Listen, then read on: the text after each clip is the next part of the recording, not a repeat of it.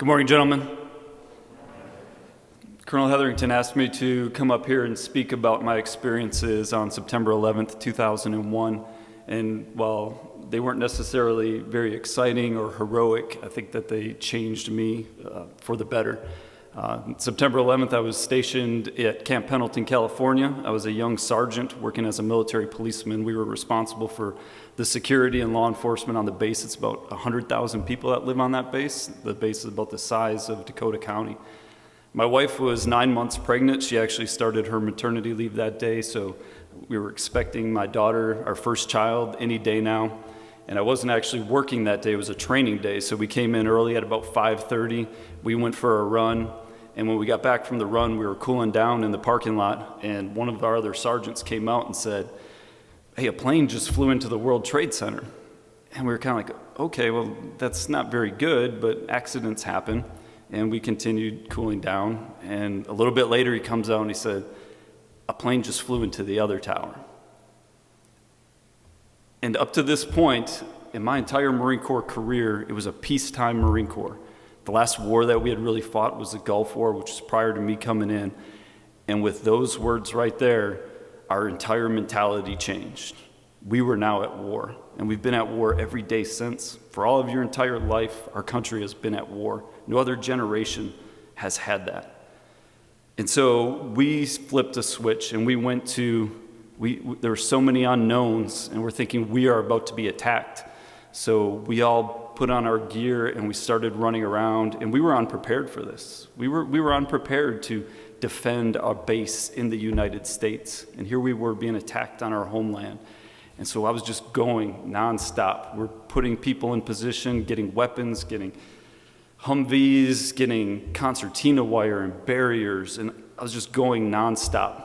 I didn't even see it on TV, so I hear the radio. I couldn't actually picture what had actually transpired, but there were so many unknowns and so much chaos, and I didn't sit down. I don't remember eating.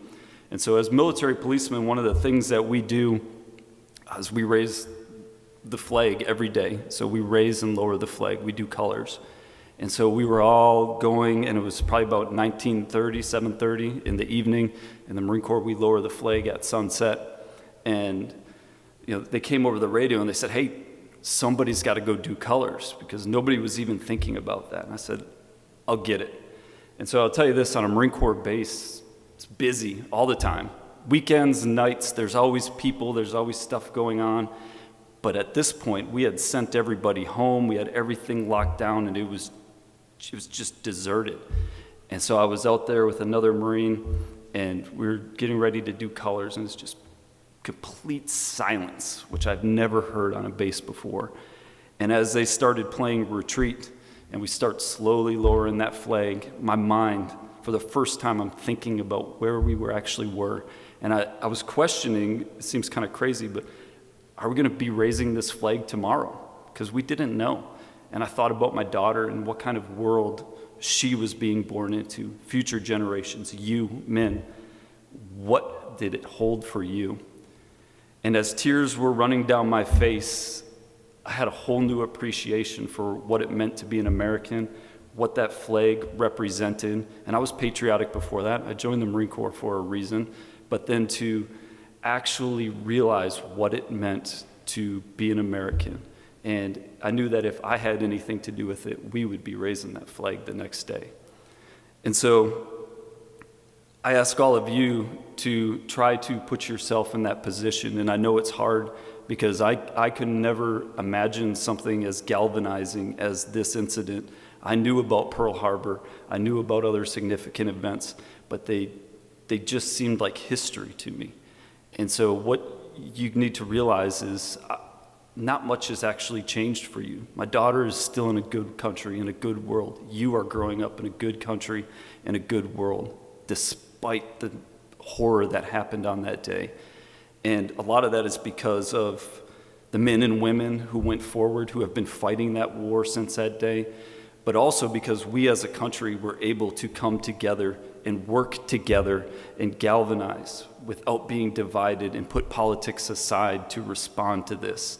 So I ask you to be thankful for those men and women. I ask you to be thankful for our ability as a country to come together.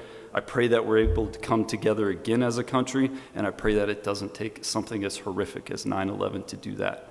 So I thank you for the time. Again, I'm going to ask for another moment of silence to remember what began at 8:46 on September 11th, 2001, and is continuing to this day.